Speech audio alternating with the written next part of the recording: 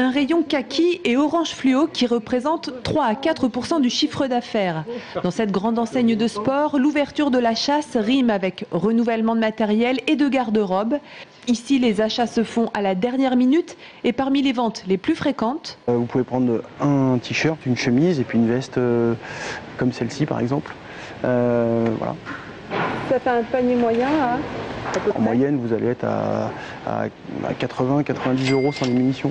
Pour les cartouches, difficile de quantifier les dépenses. Pour le tir au pigeon, il faut des centaines de munitions et pour la bécasse, 10 fois moins. C'est le responsable du rayon qui tranche. Chaque chasseur tire au moins, je dirais, une centaine de cartouches par an, donc ce qui fait au moins une centaine de cartouches par an, ce qui fait une moyenne cinquantaine d'euros, je pense, dans ces eaux-là. Passage obligatoire du chasseur, le permis de chasse. Il est fixé à 134 € en Indre-et-Loire. Et puis le fusil. Là encore, la facture est variable. Pour en savoir plus, direction la fédération départementale. Il y a à peu près 30% de gens qui chassent avec le fusil du père, voire du grand-père. 30% de gens qui achètent un fusil en début de leur départ à la chasse et qui le gardent toute leur carrière.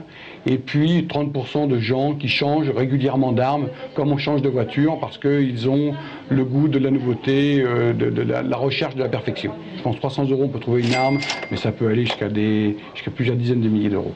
Sans compter le prix d'un chien et de son entretien, comptez au minimum un peu moins de 600 € pour une saison de chasse. Ajoutez à cela quelques euros pour une casquette ou des brassards fluorescents qui sont des équipements obligatoires.